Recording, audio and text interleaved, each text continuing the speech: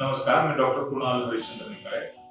आज आपण toric lens विषयी आपण ते थोडंसं बोलणार आहोत. जसं आपण मोतीबिंदू ऑपरेशन करताना आपल्याला जर डोळ्याचा जो आकार आहे, बुबुळाच्या आकारानुसार आपलं टोरिसिटी ती बुबुळाची ती आपल्याला कळते.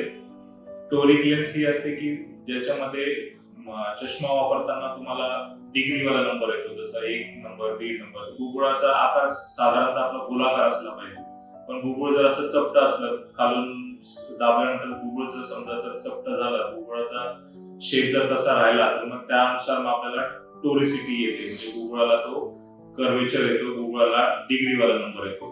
आता मोतीबिंदू ऑपरेशन करताना आपल्याला हा टोरिक नंबर पण घालवावा लागतो, किंवा ज्यांना टोरिक नंबर मोठा आहे, डिग्रीवाला नंबर मोठा आहे, ज्यांचं बुबुळ थोडंसं तिरकस आहे, अशा पेशंटला नुसतं मोनोफोकल लेन्स टाकून आपल्याला चष्मा घालवणं हे पॉसिबल होत नाही. तर चष्मा आपल्याला त्यांचा घालवायचा असेल ऑपरेशन केल्यानंतरचा, तर मग आपल्याला दूरचा नंबर, त्यांचा वाकडा नंबर आणि जवळचा नंबर, तिन्ही गोष्टी ह्या आपल्याला त्या लेन्स मध्ये आल्या पाहिजे. अशा प्रकारची लेन्स आपल्याला बसवावी लागते. तर अशा प्रकारची लेन्स आपली जी आहे ती आपल्याला टोरिक लेन्स आपल्याला ती डोळ्यामध्ये बसवता येते. आता जसं लेन्स मध्ये तुम्ही बघा, तर लेन्स मध्ये ही अशी मार्किंग असतात की जेणेकरून टोरिक लेन्स डोळ्यामध्ये बसवली की पर्टिक्युलर एक्सेसला ती लेन्स जर तुम्हाला ती डोळ्यामध्ये बसली तर तुमचा जो दूरचा नंबर आहे आणि वाकडा नंबर आहे, म्हणजे जो तिरकस नंबर आहे, टोरिक नंबर आहे, तो नील होऊन जातो किंवा तो निघून जातो आणि तुम्हाला दूरची दृष्टी ही चष्मा विरहित तुम्हाला ती क्लिअर करता येते. क्लिअर तुम्ही ते बघू शकता. तर टोरिक लेन्स या मोनोफोकल टोरिक किंवा ऍडव्हान्स मोनोफोकल टोरिक किंवा ट्रायफोकल टोरिक या तिन्ही सेगमेंट मध्ये तुम्हाला टोरिक लेन्स त्या अवेलेबल असतात.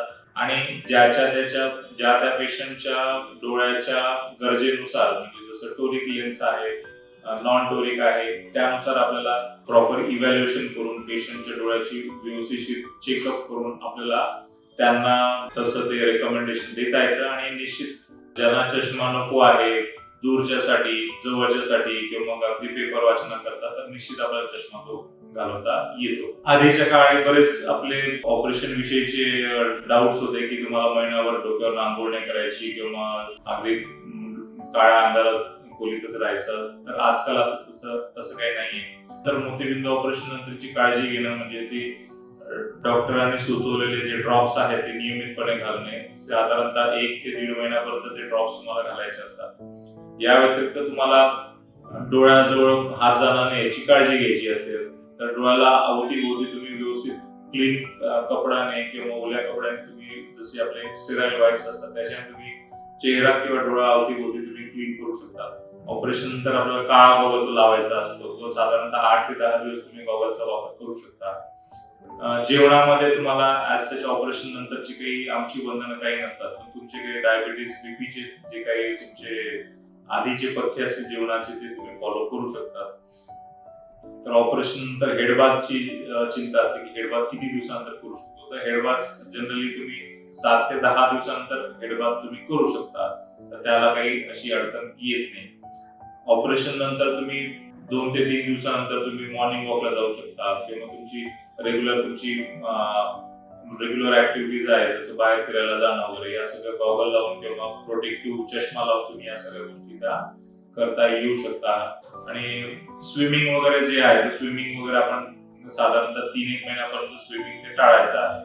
बाकी तुमची ऑफिस गोअर्स असतात तर तुम्ही अगदी 8 ते 10 दिवसानंतर तुम्ही तुमचं ऑफिस जॉईन करायला काही हरकत नसते. थोडक्यात आपण मोतीबिंदू हा जसा पूर्वीच्या काळामध्ये जसा सर्जरी म्हणजे मोठा हा प्रश्न होता, आता आजकाल सर्जरीमध्ये बरेच रिफाइनमेंट आल्यामुळे, अधिक टेक्नॉलॉजी आली आहे, डॉक्टरचे स्किल्स अधिक चांगले झाल्यामुळे आपल्याला रिझल्ट ते फार प्रॉमिसिंग आहेत आणि रिकव्हरी फार लवकर आपल्याला करता येईल.